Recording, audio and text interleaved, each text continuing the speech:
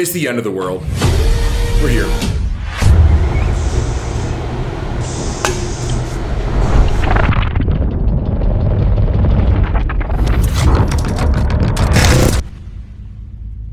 Well, we're late April and we're still getting snow.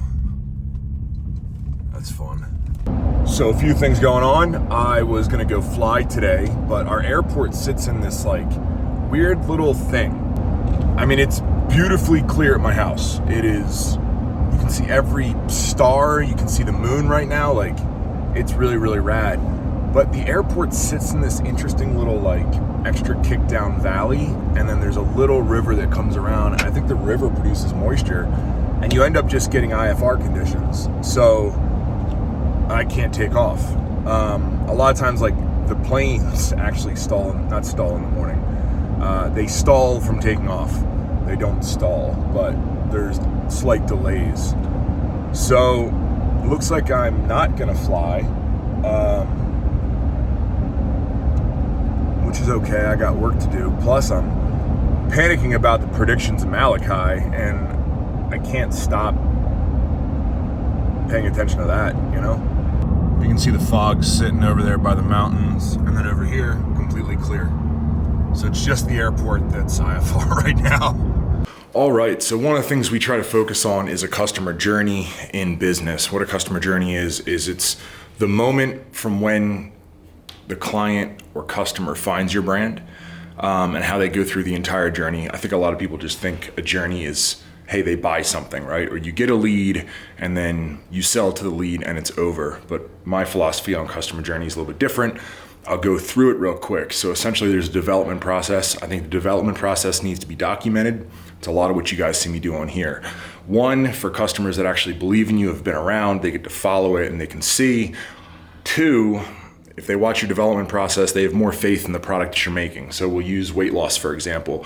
If you're just a personal trainer that's shredded, they might be like, yeah, this guy's always been shredded. But if you've lost 200 pounds and you've documented it, all of a sudden they're like, wow, he's a lot more like me. He's a lot more relatable. I can follow him. So you have to document the process of what you're making. After that, you need to get people's attention, which is what we use social media for, paid ads, billboards, things like that. So you make a product, now you need to get people's attention.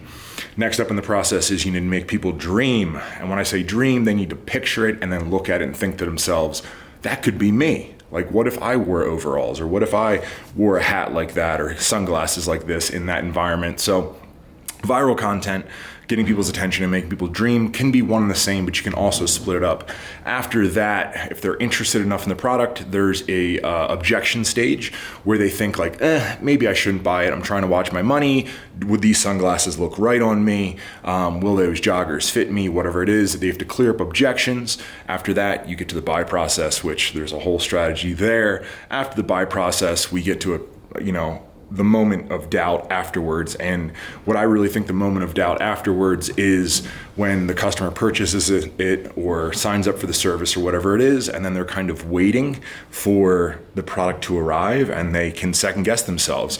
So if you really look at the journey, it's been this emotional journey the entire time. And when you focus on all these steps individually, even little touch points, I think it really secures a customer, because in today's day and age, we're paying so much to get the customer's attention to develop these products, and we don't really have any way to keep them in the family, right? We either build really good culture and that keeps them in, or you focus on these little touch points in the journey and that's what keeps them in. After that, they receive their product. That's the customer's biggest win. That's when they can feed back to the life cycle of the advertising, of the customer journey. And then we need to figure out ways after that to keep them in. So I know that was a lot. I cover that in depth. There's so much more to it, but I just gave you a pretty high level. That gets to what we're doing right now. Wow, that was a long intro to what we're doing now. So right now, we are coming out with the Moto collection, and we're coming out with these new joggers. They are our same old joggers. They just have a little bit more branding, so they have some details. They have this little embroidery here. We've renamed them the GOAT joggers after Max. And in the objection stage, which is something we really try to clear up, because when people buy apparel online, it's kind of hard, right? One, you need to identify with the company. You need to make sure that you align with their morals and values. So when you're wearing a logo or you're wearing something, you know what they stand for. I think we have that covered. We've got your attention somehow. So this video is going in the stage of objections, which it's going to break down the product. It's going to tell people why we developed, so touch on the development stage. But then it is also going to go over sizing, and the effort is to clear up the objections, right? So we'll go over fabric, we'll go over usability, things like that. This is essentially a sales video, but it's really just answering questions. So it'll be me doing a talking head. So the guys are set up, we have all the colors up, and we're about to do it. Again, a long intro. All right, guys, let's go over the Moto. You follow me on social media. You know the Moto's my favorite shirt. You can follow me there. I'm currently wearing a long sleeve. Just a long favorite fabric. It's very lightweight. You can generally see my nipples all the time. I kind of love it, but you can definitely see it more through these. Probably shouldn't say that. It's pretty obvious. Don't need to call out to it.